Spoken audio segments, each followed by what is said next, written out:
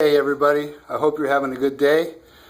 We just got back last evening from a wonderful prayer journey to Boise, Idaho.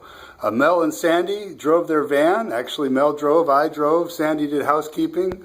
Teresa, Terry, and Margaret, we all comprised this prayer team that went on this joyful journey. It was a surprise to me how when we gathered in the parking lot here at Bethel Church early Tuesday morning, how much joy there was, just in the sense of us going to Boise to pray for church planters who are thinking about God's calling and vision in their lives. Leadership On-Ramp is a ministry associated with Converge Northwest, our conference of churches.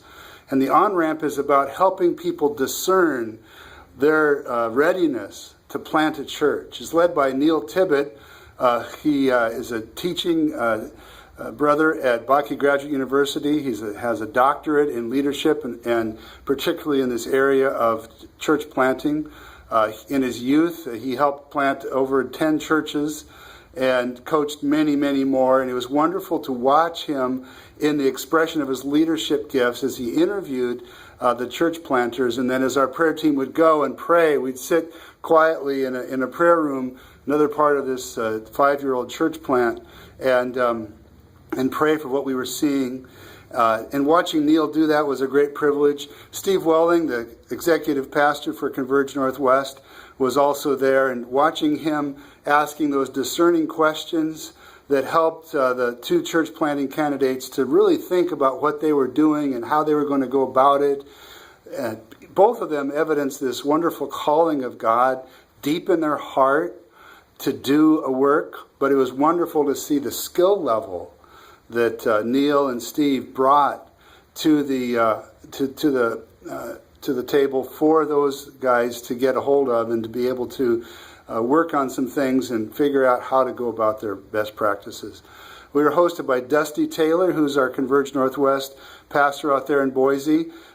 Connections Church is a 5-year-old church plant. It's now merging with another church plant, and they're going to be about 200 people strong with a new name, Revive, in Boise.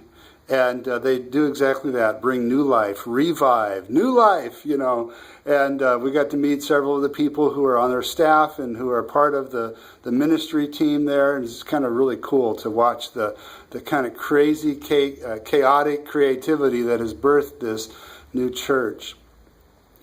As part of our agenda with Awakenings Prayer, we want to be focused on partnering with activators. Who are the people who are doing the work that the gospel requires? And we want to come alongside of those people and pray into the mission that God's given them. And this was one of those experiences.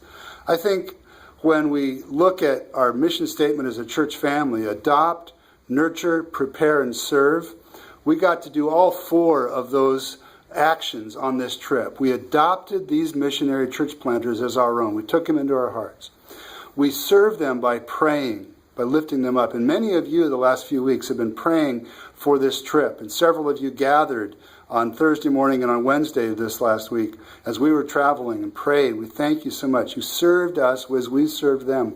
Nurture. The relationships that we got to establish on this journey were strengthened. There's a nurturing bond. And Neil Tibbet and I talked this morning, and he wanted to pass on to you the sense of the uplift that he feels as a leader for this church planting movement because of the prayers that went on.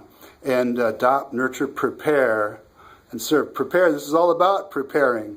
Lord, how are you preparing these church planters for the work you've called them to? And as we have prayed on our prayer journey, the 6 of us, a little point on the spear, and then behind that spear, the whole shaft is, and the momentum really is the life of Bethel Church and the life of the Awakenings Prayer Institute, focused in this one direction.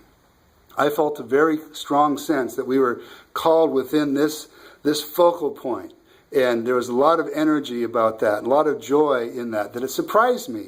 We weren't concerned about a lot of other things that Steve and Neil have to be concerned about as they make the discernment process happen. But we get to pray for it. We ask God to lead them and to lead the missionary church planters, give clarity and wisdom that they would all know and understand what they're called to do. Catherine and I are heading out on vacation here in a couple of days, and we want to be thankful so much for the people who are stepping in. Pastor Abe will be preaching the next 2 Sundays, and he's always got something. There's always something that God has been teaching him that just penetrates our hearts, and you want to hear what he's got to say. And we have some great leadership, worship planned, some great leadership on our adult Sunday school class and the Wednesday night fellowships. It's going to be good times to be at Bethel, and we appreciate Catherine and I the time to be away. We've also been thankful for the prayers of many for Catherine's mom. She had a successful surgery this week, and Catherine was there for several days watching over her mom and dad down there in the Puyallup area. So, we look forward to getting away. You'll see Catherine on Sunday leading worship. I'll be away on a special deal with a dear friend. But then Kathy and I head out early in the week next week for Yellowstone. So anyway, hope you guys have some good times while we're gone. God bless you. Take care. Bye.